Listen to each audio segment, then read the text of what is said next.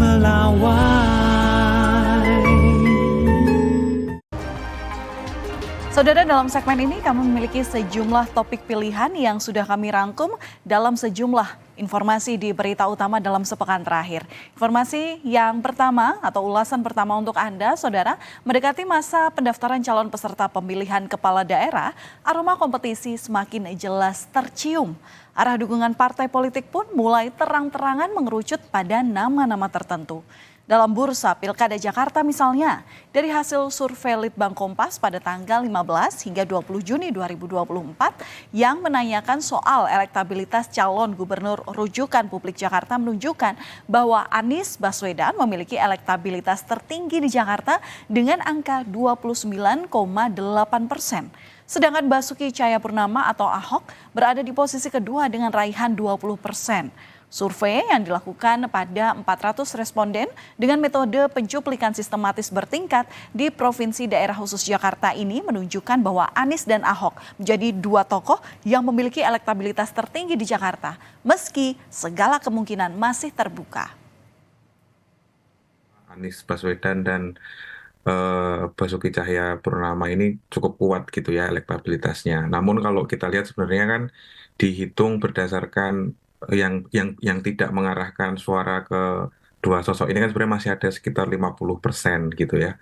Dan itu sebenarnya yang menjadi celah bahwa masih ada peluang atau alternatif tokoh lain yang mungkin bisa maju sebagai calon gubernur di Jakarta.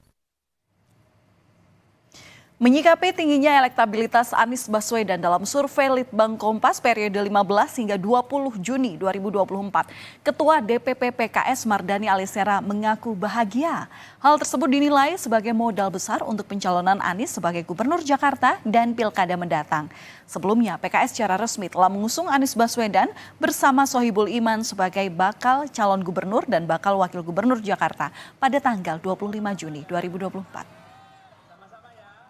Ya sekali, survei Mas Anies tertinggi di Jakarta. Ini modal yang sangat besar. Tapi kemungkinan dinamis masih ada. Karena itu buat PKS, kerja besar sekarang adalah door to door campaign dan terus memasarkan aman Anies Sohibul Iman. Sedangkan kader PDI Perjuangan Basuki Cahayapurnama atau yang kerap dikenal dengan sebutan Ahok yang menempati posisi kedua setelah Anies dalam survei elektabilitas calon gubernur rujukan publik Jakarta bukanlah nama baru di sini. Sempat menjadi gubernur Jakarta pada periode 2014 hingga 2017, Ketua DPP PDIP bidang perekonomian itu meraih suara cukup tinggi di angka 20%. Meski dinilai masih memiliki daya pikat, partai tempat Ahok bernaung yakni PDI Perjuangan mengaku belum memutuskan nama jagoan untuk berlaga di Pilkada Jakarta. PDI Perjuangan sebagai partai politik tentu pertama mendorong kadernya untuk menjadi pemimpin di Jakarta. Lagi-lagi ini semua harus dikomunikasikan ke antar partai politik. Jadi bagi kami sesuai dengan juga hasil survei Litbang Kompas di mana warga Jakarta sebagai pemilih rasional ternyata tidak menginginkan figur yang coba-coba minim pengalaman,